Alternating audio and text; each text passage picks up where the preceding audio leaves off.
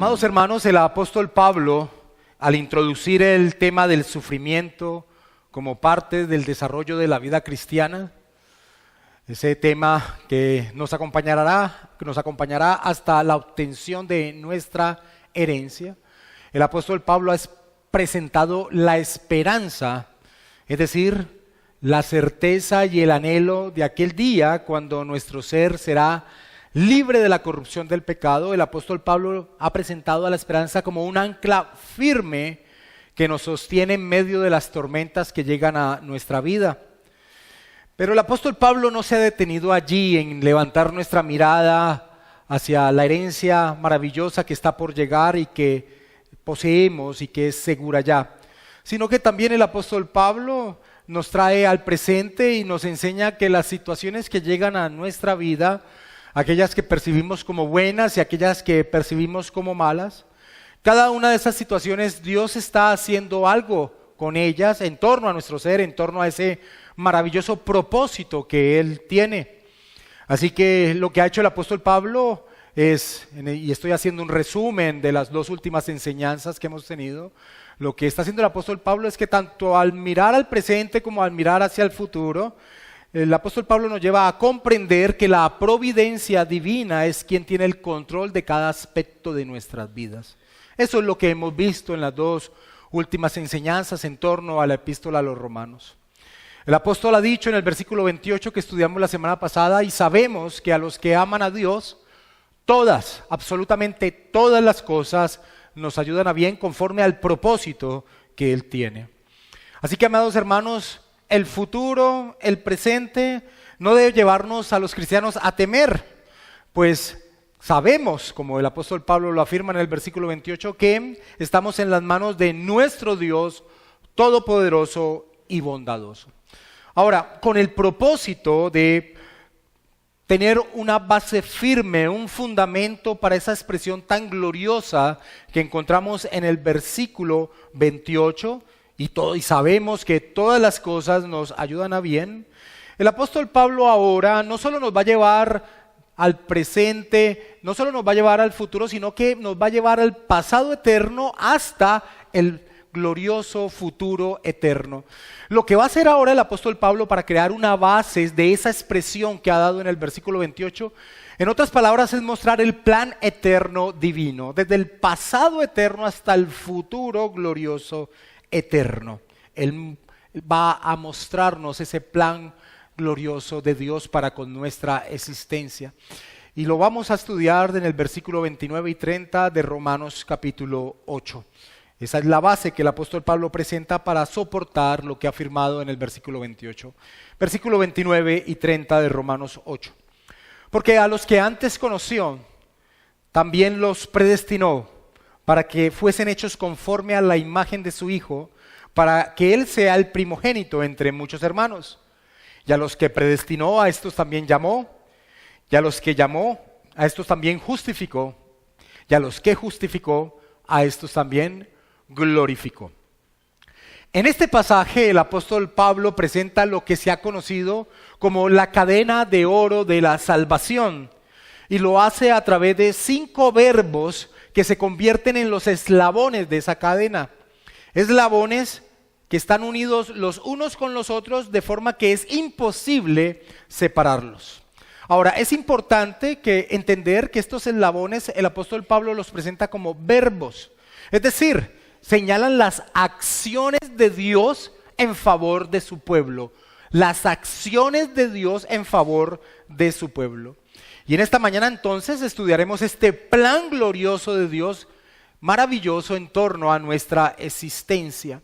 Y quiero leerlo una vez más antes de entrar a la exposición de cada uno de estos 5 eslabones, de estos 5 verbos que utiliza el apóstol Pablo. Versículo 29 y 30 una vez más: porque a los que antes conoció, también los predestinó para que fuesen hechos conforme a la imagen de su Hijo, para que Él sea el primogénito entre muchos hermanos. Y a los que predestinó, a estos también llamó, y a los que llamó, a estos también justificó, y a los que justificó, a estos también glorificó. El porqué con que arranca esta declaración el apóstol Pablo nos indica que él va a presentar el fundamento, la base sobre la cual se soporta la maravillosa declaración del versículo 28. Todas las cosas nos ayudan a bien conforme al propósito divino. Y ese soporte, esa base, es el plan eterno divino, el plan eterno de Dios. El primer verbo de esta cadena, es decir, el primer eslabón, el que da origen a todo, el primer verbo de esta cadena que el apóstol Pablo presenta es el preconocimiento que Dios tiene sobre los suyos, que está referenciado por la frase, porque a los que antes conoció. Conoció es el verbo, pero la frase es importante completa, porque a los que antes conoció. Ahora, que este preconocimiento divino no se está refiriendo al conocimiento intelectual que Dios tiene sobre los suyos es obvio y claro. Es decir, lo que el apóstol Pablo presenta aquí no es que Dios sabe todo acerca de los suyos, pues esto es algo que es obvio. Dios no solo sabe todo acerca de los suyos, de los cristianos, sino que Dios conoce todo de todo lo que existe. Tanto de creyentes como de no creyentes, todo lo que existe, todo lo de ellos está siempre al alcance de su conocimiento divino. Así que claramente este verbo que el apóstol Pablo trae aquí no está haciendo referencia a ese conocimiento que podríamos llamar conocimiento intelectual. Ahora, ¿por qué es importante decir esto? Porque quienes han tergiversado el evangelio de Dios a través de la historia de la iglesia han tratado de señalar que lo que el apóstol Pablo está enseñando aquí es que Dios ve hacia el futuro quiénes serían aquellos que tendrían fe en la exposición del evangelio y que sobre ellos, según esta tergiversación, y que es sobre ellos, sobre aquellos que Dios ve en el futuro que van a tener fe en el evangelio, es sobre ellos que se va a entrar a señalar las demás acciones divinas que vienen a continuación. Esos son los que han tergiversado el evangelio, los que enseñan esto. En otras palabras, lo que hacen estas personas a través de la historia de la iglesia, que han estado siempre presentes desde un señor llamado Pelagio, lo que hacen estas personas básicamente es cambiar la gloria de la salvación de Dios al hombre. Porque si fuese así, todo iniciaría con un acto del hombre realmente y no uno de Dios. Como claramente es la intención del apóstol Pablo con cada uno de estos verbos que entra a señalar aquí. La intención del apóstol Pablo es señalar la acción divina en favor de los suyos. Pero si la primera acción significa que Dios ve la respuesta que las personas tendrían a la exposición del evangelio, pues realmente el mérito y la gloria no estaría en Dios, sino en la respuesta de esas personas. Esa exposición claramente es desechada por toda la Escritura. Uno de los puntos importantes al estudiar la Escritura es entender que la Escritura misma se interpreta a ella misma. Y claramente la Escritura nos enseña que el hombre es un ser incapacitado para dar respuesta a Dios. La Escritura nos enseña que el hombre es un ser muerto espiritualmente, es decir, no tiene nada que ver con las cosas de Dios.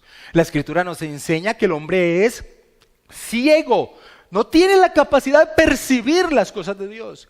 Y la Escritura nos enseña que el hombre es un ser esclavo del pecado. Así que claramente la Escritura nos enseña que es imposible esa posición que estos hombres toman de que este preconocimiento es una visión que Dios tiene en el futuro de quiénes serán los que van a responder al mensaje del evangelio y que entonces a partir de allí es que siguen los eventos que sigue narrando el apóstol Pablo.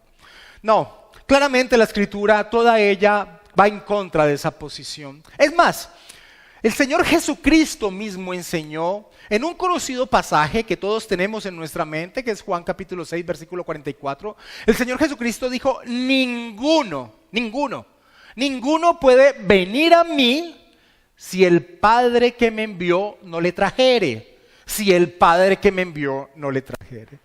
Cuando el Señor Jesucristo se encuentra con un hombre muy religioso, el gran maestro de Israel llamado Nicodemo, el Señor Jesucristo le dice que él debe nacer de nuevo para que pueda percibir las cosas de Dios.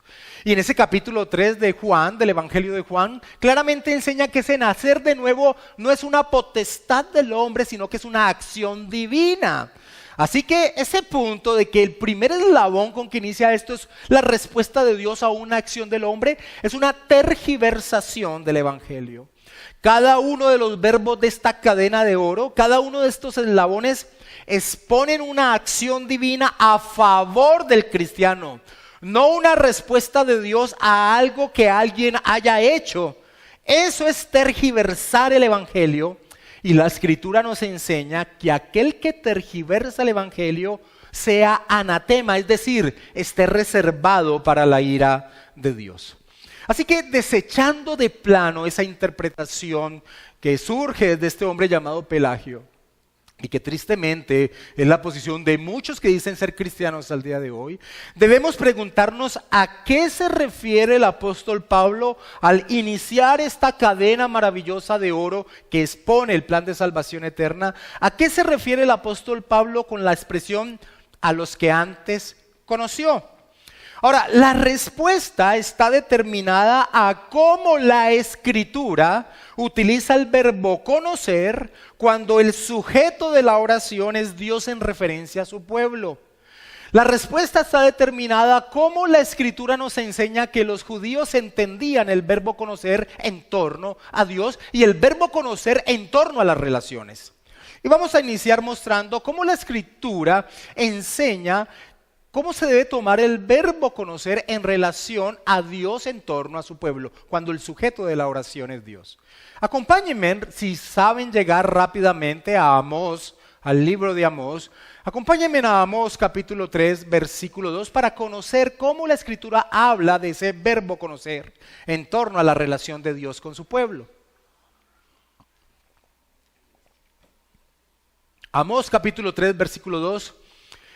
Dios, hablando a través del profeta Amós, le dice a su pueblo: a vosotros solamente he conocido de todas las familias de la tierra, por tanto os castigaré por todas vuestras maldades. Ahora, cuando Dios le dice a Israel: a vosotros solamente he conocido de todas las familias de la tierra, claramente, y es obvio, no está señalando que no conocía nada acerca de las otras naciones, sino que solamente a ellos conocía. No, lo que está señalando con esta expresión, a vosotros solamente he conocido, lo que está señalando es que solamente a ellos había amado, que solamente a ellos había elegido para entrar en una relación personal con Él. Esa es la expresión y ese es el significado que tiene el verbo conocer en torno a Dios y la relación con su pueblo. Es más, esto es claro porque el mismo Señor le dice a su pueblo lo siguiente cuando lo ha sacado de la esclavitud de Egipto. Él les dice: no por ser vosotros más que todos los pueblos os ha querido Jehová y os ha escogido, pues vosotros erais el más insignificante de todos los pueblos, sino por cuanto Jehová os amó. Sino por cuanto Jehová os amó. Y esto está en Deuteronomio capítulo 7, versículos 7 y 8. Es más, ahondando un poco más en torno a ese verbo conocer, en torno a la relación de Dios con su pueblo, también podemos traer al profeta Oseas. El profeta Oseas, en el capítulo 13, versículo 5, Dios, hablando a través del profeta Oseas, le dice a su pueblo lo siguiente: yo te conocí en el desierto, en tierra seca. Ahora, cuando el libro de Oseas nos dice esa expresión, yo te conocí en el desierto, en tierra seca, no está hablando de un conocimiento intelectual de Dios sobre ellos, sino que les está señalando que en el desierto Él los había sustentado, los había cuidado, les había mostrado su favor, Así que el término conocer en relación de Dios con su pueblo no tiene un significado de conocimiento intelectual, porque eso es obvio. Dios es omnisciente, Dios lo conoce todo, sino que tiene un significado de la relación íntima de Dios con su pueblo, exclusiva. Ahora, es tan íntimo el sentido de la palabra conocer en el pensamiento judío, que cuando se hablaba de la relación sexual entre un esposo y una esposa, la palabra que se utiliza es conocer. Acompáñame a Génesis capítulo 4, versículo 1, cuando nos señala la unión sexual de Adán y Eva. Génesis capítulo 4, versículo 1. Dice la palabra del Señor: conoció Adán a su mujer Eva, la cual concibió y dio a luz a Caín. Ahora, cuando la palabra del Señor nos dice que conoció, no es que a Adán le estuvieran presentando a Eva en ese instante. La palabra conoció señalaba la relación íntima que tenía Adán y Eva. Por eso dice que concibió después de expresar esa unión a través de la palabra conocer. Cuando se nos enseña en la palabra del Señor que José tuvo relaciones sexuales con María después de que Jesucristo había nacido, precisamente el escritor bíblico Mateo utiliza también esta expresión conocer en Mateo capítulo 1 versículo 25. Pero no la conoció, José a María, pero no la conoció hasta que dio a luz a su hijo primogénito y le puso por nombre Jesús. Lógicamente no quiere decir que José apenas le vinieron a presentar a María después de que nació Jesús. Eso iría en contra de todo lo que nos ha narrado el mismo Evangelio de Mateo. Claramente, cuando el apóstol Pablo en el primer eslabón de esta cadena gloriosa dice, porque a los que antes conoció, está señalando que Dios nos amó, que Dios decidió entrar en una relación íntima con aquellos que determinó amar. Y es de esa manera que se inicia la historia de nuestra salvación, con una determinación divina de amar a los que Él decidió amar. Como el maravilloso, el gran teólogo Herman Bavinck expresaba, el término pronoxis, el término preconocimiento, revela el hecho que en su propósito conforme a la elección, las personas no son objetos de un mero preconocimiento por parte de Dios, sino de su activo deleite, Ahora, después de entender lo que significa la palabra conoció y lo que está expresando Pablo allí, de cómo inicia la historia de la salvación, debemos preguntarnos qué significa toda la composición de esa frase, porque a los que antes conoció. ¿Qué significa ese antes? Claramente significa que Dios nos amó antes que todo existiera, antes de la creación. Y precisamente esa es la intención que tiene el apóstol Pablo, mostrar que no fue por nada que Dios pudiese ver en aquellos que amó, sino que se basó en su determinación de amar. Esa es la fuerza que en las expresiones de Pablo, no solo en esta epístola a los romanos, sino en todas sus epístolas, Pablo tiene cuando utiliza el antes de la creación, el antes. Tiene la intención de decirle a un pueblo que entendía que Dios lo escogía por lo bueno o malos que eran, quitarles ese pensamiento y decirles, no, Dios los escogió antes que ustedes existieran, antes que todo existiera fue la elección divina. Es más, esto lo podemos ver en torno a esta gloriosa doctrina de la elección divina. Lo podemos ver con lo que el apóstol Pablo dirá en el capítulo 9 que estudiaremos más adelante en el mes de octubre. Cuando estudiamos el capítulo 9 de Romanos, vamos a ver que el apóstol Pablo, hablando de esta doctrina de la elección, de por cómo Dios escogió a Jacob y no escogió a Esaú, el apóstol Pablo va a decir en el versículo 11 del capítulo 9 esta misma verdad, pero en palabras directas. El apóstol Pablo dice en Romanos 9:11, hablando de la elección de Jacob y la no elección de Esaú, pues no habían aún nacido, ni habían hecho aún ni bien ni mal.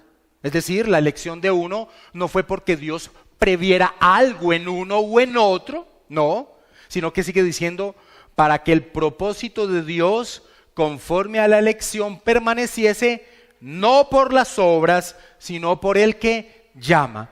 Esa es la base de la elección divina.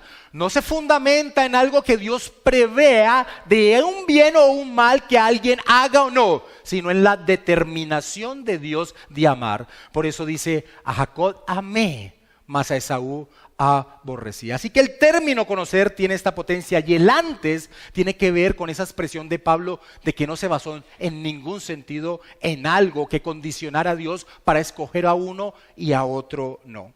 Como el teólogo John Murray expresaba, no se trata del conocimiento previo de la diferencia, sino del conocimiento previo que hace que esa diferencia exista. no es un conocimiento previo que reconoce la existencia, sino el conocimiento previo que determina la existencia. Porque a los que antes, esa expresión tiene la fuerza de la base de la elección. Dios nos amó no por nada que Él hubiese previsto en nosotros, sino por el puro afecto de su voluntad, porque así lo decidió en la eternidad antes que todo fuese. Es más, esta expresión con que inicia esta cadena maravillosa tiene una clara exégesis en el otro pasaje bíblico donde el apóstol Pablo nos abre las cortinas de la eternidad pasada. El otro pasaje bíblico dentro de las epístolas de Pablo donde él corre las cortinas de la eternidad pasada y nos presenta el plan divino. Efesios capítulo 1, sin perder Romanos capítulo 8.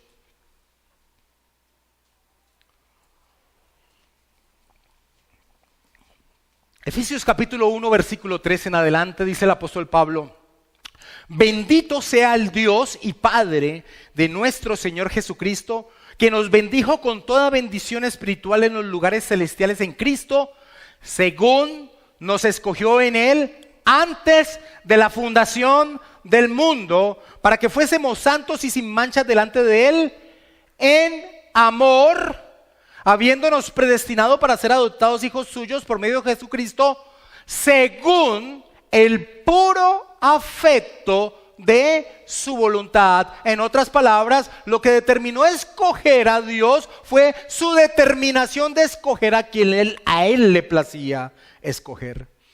¿Sabes por qué es segura nuestra salvación? Que es la intención del apóstol Pablo en este capítulo 8 de Romanos. ¿Sabes por qué es segura nuestra salvación? Porque todo inició antes de que todo existiera. Dios te eligió no por nada que tú pudieses haber hecho o no, sino porque decidió amarte en Cristo. Por eso es segura nuestra salvación. Y esa relación de la elección que Dios realiza según el puro afecto de su voluntad, esa determinación de amar a los que Él determinó amar, esa elección tiene una relación en torno a la persona de nuestro Señor Jesucristo. Y es precisamente ese el segundo eslabón que el apóstol Pablo presenta en esta maravillosa cadena de la salvación. La relación que hay entre nuestra elección y la persona de nuestro Señor Jesucristo. Versículo 29, y leamos el segundo eslabón que utiliza el apóstol Pablo, el segundo verbo. Porque a los que antes conoció, también los predestinó. Y ese es el segundo verbo de este eslabón. También los predestinó. ¿Para qué? Para que fuesen hechos conforme a la imagen de su Hijo, para que Él sea el primogénito entre muchos hermanos. La predestinación, palabra que indica un destino determinado. Los cristianos recorren un camino ya fijado, determinado. Dios nos eligió en amor para que en un momento específico de nuestra vida llegásemos a unirnos a Cristo. Y su propósito a través de dicha unión es recuperar esa imagen que se tergiversó cuando el hombre pecó. El apóstol Pablo, cuando les escribe a los Corintios, les dice lo siguiente: por tanto, nosotros todos, mirando a cara descubierta como en un espejo la gloria del Señor, somos transformados de gloria en la misma imagen, como por el Espíritu del Señor. Muchos de los cristianos en torno a esta gloriosa cadena de la salvación que se presenta en Romanos 8, 29 y 30, se preguntan por qué en esta gloriosa cadena no está la santificación como uno de sus eslabones. Pero esto no es así. Claro que está presente la santificación en medio de esos eslabones. Está presente implícitamente. Pues al señalar que el propósito divino es que seamos conformados a la imagen de su Hijo, ahí está señalando a la santificación. Dios nos ha predestinado, hay un camino fijado en torno a la vida del cristiano. Dios nos ha predestinado, ha determinado nuestro destino de unirnos en un momento dado de nuestra vida a nuestro Señor Jesucristo. Y este es un glorioso plan. Cuando tú volteas a mirar tu vida, entendiendo esta verdad, y puedes entender que todo lo que a tus ojos fue bueno o malo, has entendido que Dios lo entretejió para llevarte a los pies de tu Señor, del Señor Jesucristo, puedes darle gloria con mayor potencia a Dios por su misericordia. Aquellas cosas que sin sentido veíamos en un momento dado, empiezan a cobrar sentido, porque todo tiene sentido en Cristo Jesús. No hay nada que tú hayas vivido, sea bueno o malo a tus ojos, que no tengan el propósito principal de llevarnos a Cristo. Así que si fue bueno o malo, fue un buen propósito en las manos de Dios. Es increíble, amados hermanos, que esta doctrina de la predestinación sea de una forma u otra aborrecida por muchos que dicen ser cristianos. Es increíble. ¿Cómo puede ser esta gloriosa doctrina aborrecida por muchos que se hacen llamar cristianos? ¿Es que acaso ellos no son los receptores de esta gracia divina? Muchos dicen, muchos que se hacen llamar cristianos dicen, no, es que esta doctrina excluye a muchos. Mis amados hermanos, si no fuese porque Dios predestinó nuestro camino para que fuésemos de Cristo, no solo muchos, sino todos estaríamos por fuera de disfrutar la gloria de Dios. Así que la predestinación es la doctrina gloriosa de la misericordia de Dios. Nadie, dice el Señor Jesucristo, nadie puede venir a mí si el Padre no lo trajese. Todo lo que el Padre me da, vendrá a mí. Y al que a mí viene, no le echo fuera, dice el Señor Jesucristo. Ahora, esos que expresan que aborrecen la doctrina de la predestinación son inconsecuentes con su propia vida de oración. Y esto quiero reflejarlo a través de las palabras de J.I. Packer en su libro La evangelización y la soberanía de Dios. Packer señala lo siguiente: de hecho, todos los cristianos, dice Packer, creen en la soberanía de Dios en el tema de la salvación, aunque lo nieguen. Dos hechos lo demuestran, dice Packer. En primer lugar, le das gracias a Dios por tu conversión. Ahora bien, ¿por qué lo haces? Porque sabes en tu corazón que Dios fue totalmente responsable de esa conversión. Tú no te salvaste a ti mismo, Él te salvó. Hay una segunda forma, sigue diciendo Packer, en que se puede reconocer que Dios es soberano en el asunto de la salvación. Oras por la conversión de otros. Le pides a Dios que obre en ellos todo lo que sea necesario para su salvación. De modo que nuestras acciones de agradecimiento y nuestras intercesiones demuestran que creemos en la soberanía divina. Cuando estamos de pie, es posible que tengamos debates sobre el tema, pero de rodillas estamos todos de acuerdo, termina diciendo Packer. Ahora, otros dicen, la doctrina de la predestinación hace que el cristiano sea negligente con su santificación. Pues al decir que Dios ha determinado mi destino en pos de Cristo, entonces puedo vivir como quiero.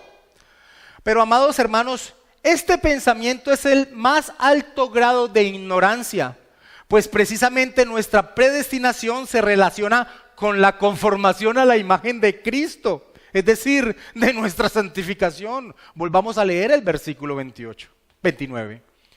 Porque a los que antes conoció, también los predestinó, ¿para qué?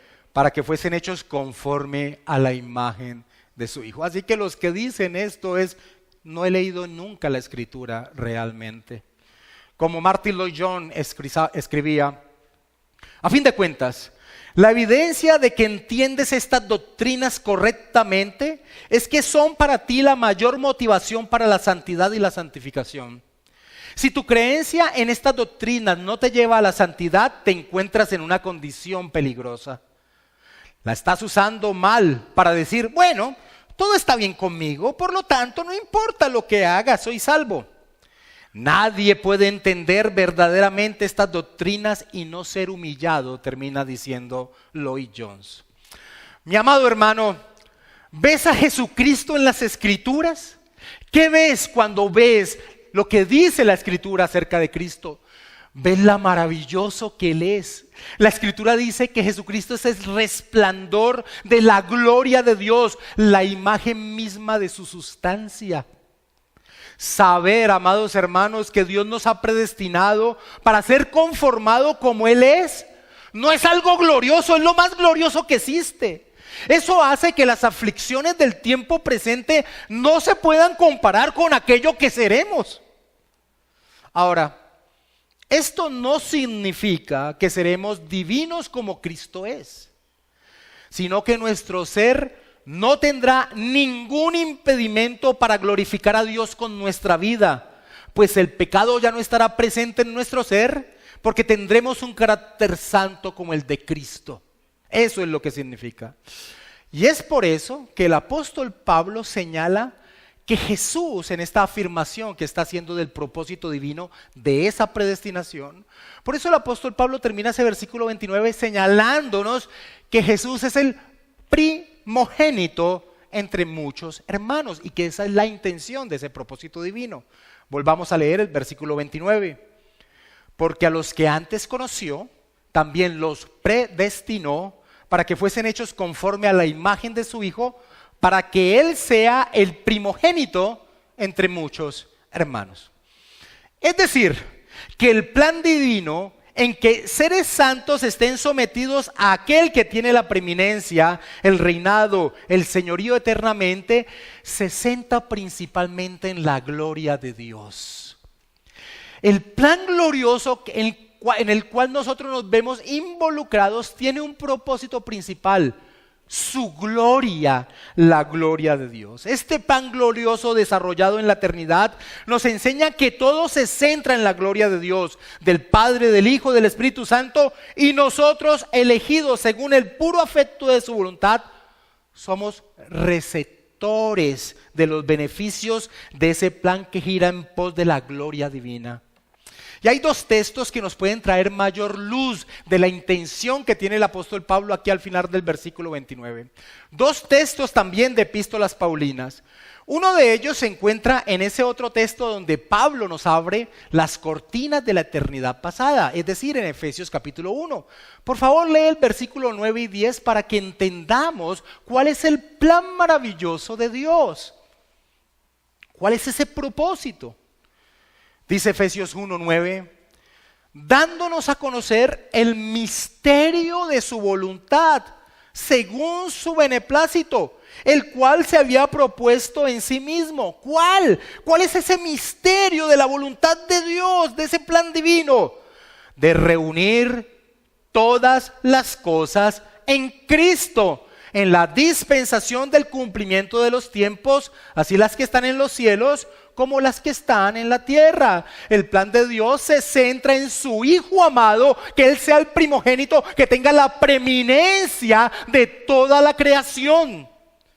Y esto tiene mayor peso cuando Pablo le escribe a los filipenses y les dice: para que en el nombre de Jesús se doble toda rodilla de los que están en los cielos y en la tierra y debajo de la tierra, y toda lengua confiese que Jesucristo es el Señor, para gloria de Dios Padre, para gloria de Dios Padre. Así que entender que este plan divino donde nosotros somos beneficiarios se centra en su gloria, nos afirma y nos lleva a decir: qué plan tan seguro, qué plan tan firme, y nosotros estamos involucrados en él.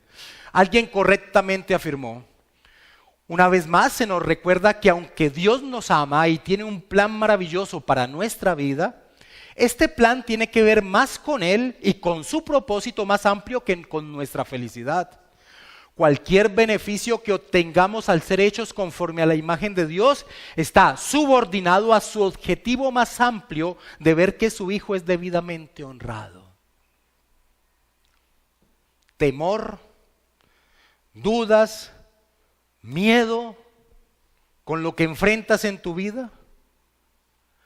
Trae a tu memoria, trae a tu mente que hay un plan en tu existencia que fue diseñado antes que todo fuese. Y eso es precisamente lo que ha hecho el apóstol Pablo: mostrarte cómo en la eternidad pasada hay un plan maravilloso que se centra en su gloria. ¿Tienes miedo? siempre trae a memoria que haces parte de un plan eterno que tiene como principal objetivo la gloria de Dios. Ahora, el apóstol Pablo, después de haber hecho una pausa en esta cadena gloriosa de la salvación, y ha hecho esa pausa porque quiere enfatizar el propósito divino de hacernos nuestro Señor como nuestro Señor Jesucristo, el apóstol Pablo retoma una vez más la descripción de ese plan eterno. Versículo 30 de Romanos 8. El apóstol Pablo a continuación ya deja la eternidad pasada y ahora se centra en mostrar cómo Dios en un momento ya de nuestra vida nos llama a unirnos a ese glorioso plan.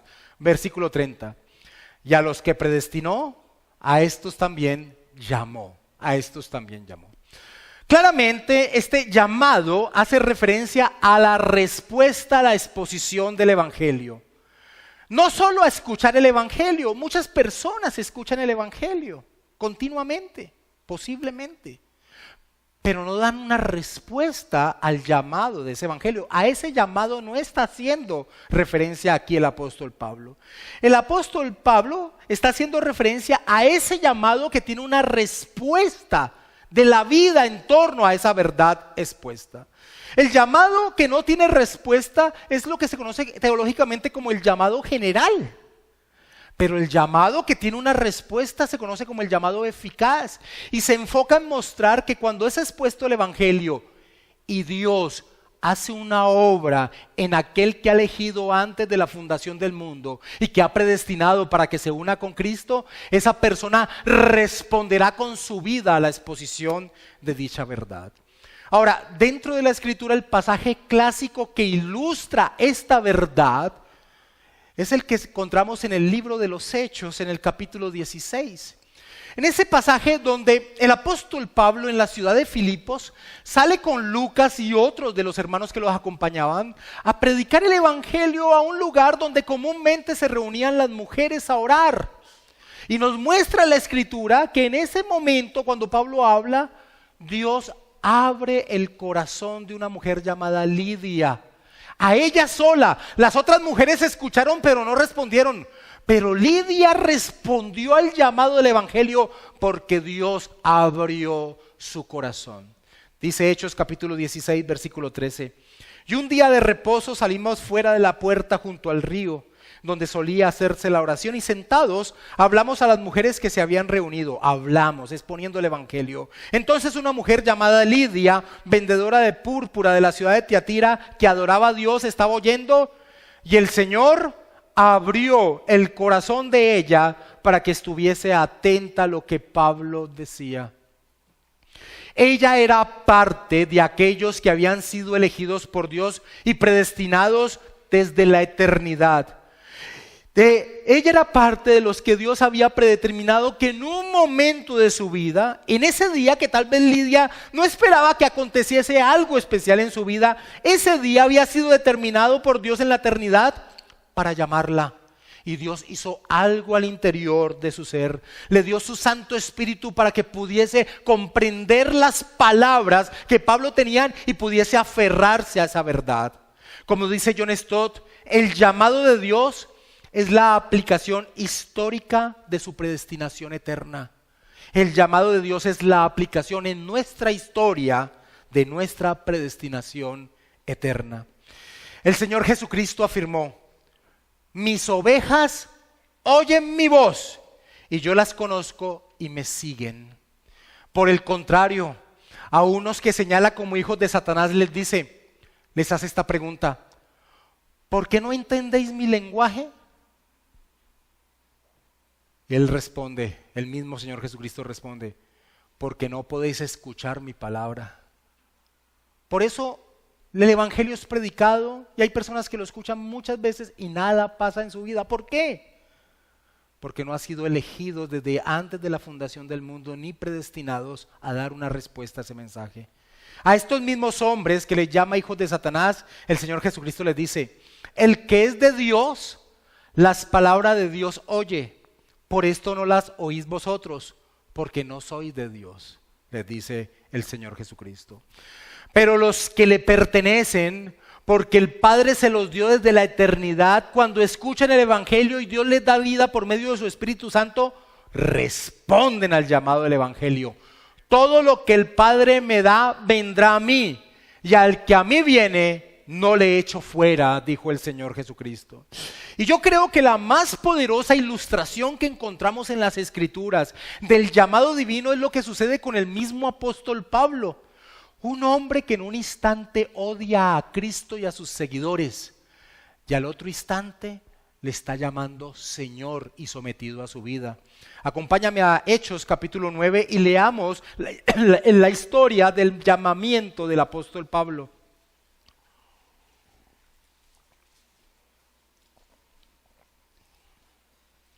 Lucas nos cuenta lo siguiente: Saulo, respirando aún amenazas y muerte contra los discípulos del Señor, vino al sumo sacerdote y le pidió cartas para las sinagogas de Damasco, a fin de que si hallase a algunos hombres o mujeres de este camino, los trajesen presos a Jerusalén.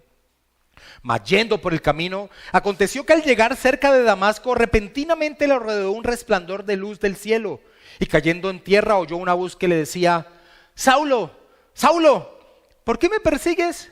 Él le dijo: ¿quién eres, Señor? Y él le dijo: yo soy Jesús, a quien tú persigues. Dura cosas te es dar coces contra el aguijón. Él, temblando y temeroso, dijo: Quirios, Señor, ¿qué quieres que yo haga? Y el Señor le dijo: levántate y entra en la ciudad y se te dirá lo que debes hacer. Y yo creo que esta es la ilustración de la forma en que muchos fuimos llamados por Dios. Nos humilló para que en medio de nuestra humillación, en el día que menos esperábamos, nos aferráramos a la persona de nuestro Señor Jesucristo. Porque que alguien responda al llamado del Evangelio es muestra de la elección divina. Que alguien responda al llamado del Evangelio es muestra de la elección divina. Así que si tú te preguntas por qué esta persona que le he compartido tanto el Evangelio no responde al llamado, la respuesta es que no ha sido elegido por Dios. No depende del hombre, no depende ni de quien quiere ni de quien corre, sino de Dios que tiene misericordia. Ahora, acompáñame a 1 de Tesalonicenses capítulo 1 y leamos el versículo 4. Allí el apóstol Pablo les va a decir a la iglesia de Tesalónica que él conoce que ellos han sido elegidos. Y uno podría preguntarse: ¿cómo Pablo sabe que él conoce que ellos han sido elegidos? Si eso es solo un momento eterno de Dios. Pablo les va a decir que él conoce que ellos han sido elegidos porque han respondido al llamado del Evangelio. Eso es lo que les va a decir el apóstol Pablo. 1 de Tesalonicenses capítulo 1 versículo del 4 al 5. Pablo dice: porque conocemos, hermanos amados de Dios, vuestra elección. Pues nuestro evangelio no llegó a vosotros en palabras solamente, sino también en poder, en el Espíritu Santo y en plena certidumbre, como bien sabéis cuáles fuimos entre vosotros por amor de vosotros. Pablo decía: yo conozco que ustedes fueron elegidos por Dios. ¿Cómo? Porque cuando les predicamos el evangelio, ustedes tuvieron convicción de que esto era una verdad. Es lo que les está diciendo el apóstol Pablo. O como el mismo Lucas, cuando escribe Hechos, nos señala en torno a los que respondían al llamado del evangelio. Lucas dice en Hechos 13:48, escucha: los gentiles, oyendo esto, se regocijaban y glorificaban la palabra del Señor, y creyeron todos los que estaban ordenados para vida eterna. Esos fueron los que creyeron. Todos los que estaban ordenados, fijando algo que había acontecido eternamente, todos los que estaban ordenados para vida eterna. Así que en torno a la doctrina de la elección, de la doctrina de la predestinación, que muchos dicen, esas doctrinas lo que hacen es que uno no evangelice. ¿Para qué evangelizar? Si ya los elegidos van a ser salvos en algún momento. Los predestinados en algún momento se van a unir con Cristo. ¿Para qué predicar? Muchos piensan así y lo piensan ignorantemente. Porque los que piensan así no entienden que la forma o el medio que Dios ha determinado para que las personas den una respuesta es precisamente en torno al llamado del Evangelio. Ese es el plan divino. Y nosotros podemos ver una ilustración de esta verdad, de lo glorioso de la doctrina de la elección, la predestinación, en torno a la predicación del Evangelio, con lo que acontece con el apóstol Pablo en la ciudad de Corinto. Este es el contexto. Pablo llega a una ciudad, la más pagana de todas las ciudades del mundo grecorromano, la más pagana e inmoral. Tiene gran oposición cuando llega a predicar el evangelio, pero el Señor Jesucristo se le aparece en una visión y le dice lo siguiente. Acompáñame a Hechos capítulo 18, versículo 9.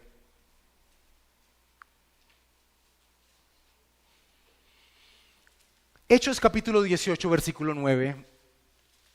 Entonces el Señor dijo a Pablo en visión de noche: no temas, sino habla y no calles, porque yo estoy contigo y ninguno pondrá sobre ti la mano para hacerte mal, porque yo tengo mucho pueblo en esta ciudad. ¿Y qué hizo Pablo al conocer que Jesús tenía mucho pueblo en esa ciudad?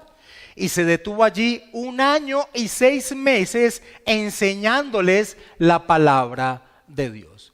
Entender la doctrina de la elección y la predestinación en vez de desestimar la evangelización, lo que hace es potenciarla, porque sabemos que Dios tiene pueblo y que responderán al mensaje del evangelio, porque Él abrirá sus corazones para poderlo realizar. Así que puede ser que tú en esta mañana hayas venido aquí por obligación o por compromiso, como sucedió conmigo en un momento dado, el 2 de junio de 1996. Fui por compromiso, por salir de paso a una invitación. Pero si eres uno de los que Dios eligió y predestinó antes de la fundación del mundo, si es la voluntad de Dios, saldrás aferrado aquí a la persona de Cristo y vivirás ahora y en adelante por Él y para Él, sin lugar a dudas. Así que la doctrina de la elección y la predestinación no desestimulan la evangelización, la potencian, porque sabemos que Dios abrirá corazones que respondan al llamado del evangelio. Y el apóstol Pablo, en torno a esta cadena gloriosa donde presenta el plan divino, nos presenta los 2 últimos eslabones, los 2 últimos verbos.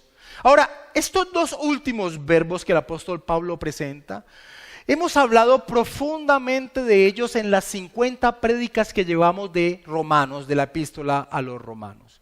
Leamos el primero de ellos, Romanos capítulo 8, versículo 30. Y a los que predestinó, a estos también llamó, y a los que llamó, a estos también justificó, a estos también justificó. Los primeros 4 capítulos de la epístola a los Romanos se enfocan en la gloriosa doctrina de la justificación por la fe. De esos 4 capítulos fueron 28 sermones que utilizamos para exponer esos 4 capítulos, así que hay mucho que ya hemos cubierto en torno a la doctrina de la justificación. Es suficiente reafirmar lo que significa esta doctrina. Justificados por Dios significa que Él nos ha declarado aprobados. Tenemos el derecho, tenemos la potestad de entrar en su reino, de entrar en su presencia. Somos hechos justos delante de la presencia de Dios, aprobados para disfrutar su gloria. Ahora, en torno a esta doctrina tenemos que enfatizar el porqué de esta doctrina. Es por nuestra unión con Cristo que Él nos ve justo en su presencia. No porque al presente lo seamos, sino porque Cristo logró lo que no podríamos lograr. Él pagó el castigo que deberíamos haber pagado, una eternidad bajo la ira de Dios. Y Él cumplió lo que nunca podríamos cumplir, una vida perfecta, es decir, una vida sometida a la voluntad del Padre. Sus justicias son tuyas, son nuestras. Nuestros pecados Él los tomó y recibió la ira del Padre por ti. Y ese es el énfasis de la justificación por la fe, en torno a esa predestinación de unirnos a Cristo a través de la fe del mensaje del evangelio, de confiar en el mensaje del evangelio. Y el otro verbo con que finaliza esta cadena gloriosa: y a los que predestinó, a estos también llamó, y a los que llamó, a estos también justificó, y a los que justificó, a estos también glorificó. Y de la glorificación es precisamente de lo que hemos venido hablando en los últimos mensajes. Aquel día que anhelamos, aquel día por el cual gemimos, aquel día cuando se manifieste en nuestro ser la libertad gloriosa ganada por nuestro Salvador, un ser plenamente reflejando al Dios glorioso que nos creó. aquel día, el día de nuestra gloria. Como alguien dijo, la santificación es la gloria iniciada, la glorificación es la santificación consumada, aquel maravilloso día. ¿Qué ha hecho Pablo? Nos ha llevado de la eternidad pasada a la eternidad futura. Pero en medio de esos eslabones hay una unión en la forma en que el apóstol Pablo los expresa. Pablo resalta con el énfasis a estos, que utiliza entre eslabón y eslabón, en cada una de esas etapas de esta cadena gloriosa. Pablo enfatiza que aquellos que él eligió en la eternidad pasada, ellos en su totalidad y exclusividad, ellos serán glorificados. Ellos, los mismos que él eligió desde la eternidad pasada, ellos mismos, ni uno más, ni uno menos, ellos serán glorificados. Y voy a leer una vez más el versículo 30 haciendo el énfasis de la unión que hace entre eslabón y eslabón. Y a los que predestinó, a estos también llamó. Y a los que llamó, a estos también justificó. Y a los que justificó, a estos también glorificó. ¿Podrá alguien salirse del plan eterno de Dios? ¿Podrá alguien caer de las manos del Señor? ¿Cómo puede haber supuestos cristianos que dicen que la salvación se puede perder? ¿Cómo se puede perder aquello que no se ganó? Que es un regalo divino y que es un plan eterno. ¡Qué herejía! ¡Qué herejía es la que muchos supuestos cristianos predican al día de hoy! Nuestro Señor Jesucristo, hablando de esta seguridad de los que pertenecemos a Él, dijo lo siguiente: mis ovejas oyen mi voz y yo las conozco y me siguen. Y yo les doy vida eterna y no perecerán jamás, ni nadie las arrebatará de mi mano. Mi Padre que me las dio es mayor que todos y nadie las puede arrebatar de la mano de mi Padre. La salvación es de Dios de principio a fin. Solo a Él sea la gloria. Amados hermanos, nadie ni nada impedirá que Dios cumpla su propósito en nuestra existencia, ni siquiera nuestras propias torpezas. Y esa es una seguridad que los cristianos tenemos, y quien no la tenga debe preguntarse si es un verdadero cristiano. El apóstol Pablo, cuando le escribe a los filipenses, les dice: estando persuadido de esto, tengo la plena certeza de esto, que aquel que comenzó en vosotros la buena obra, la perfeccionará hasta el día de Jesucristo. Aquellos que piensan que hay un cristiano que puede salírseles de las manos de Dios, está ofendiendo al Dios Todopoderoso que tiene un plan eterno. Ningún verdadero creyente ha de preguntarse jamás si tiene lo necesario para llegar al cielo, porque la respuesta es que no lo tenemos. Pero en el último punto esto no importa, porque Dios mismo ha provisto todo lo que necesitamos. Como un teólogo contemporáneo dice en torno a este pasaje: si Pablo extiende su mirada al pasado distante de antes de la creación del mundo, ve que Dios conoció de antemano y predestinó a sus hijos para que fueran transformados conforme a la imagen de su Hijo. Si mira hacia el pasado reciente, encuentra que Dios llamó y justificó a sus hijos que había predestinado. Y si entonces mira hacia el futuro, aun cuando Cristo regrese, ve que Dios ha determinado dar a los que creen en Cristo cuerpos perfectos y glorificados. Desde la eternidad a la eternidad, Dios ha actuado teniendo en mente el bien de sus hijos. Pero si Dios ha actuado siempre pensando en nuestro bien, Pablo razona: ¿no obrará también en nuestras presentes circunstancias para que redunde en nuestro bien? ¿Cómo temer? ¿Cómo dudar si estamos dentro de un plan eterno del Dios Todopoderoso? Amado hermano, hermana, no temas. ¿Estás sufriendo dolor y aflicción en este peregrinaje? No temas. Hay una buena noticia para el cristiano: esta vida pasa rápido.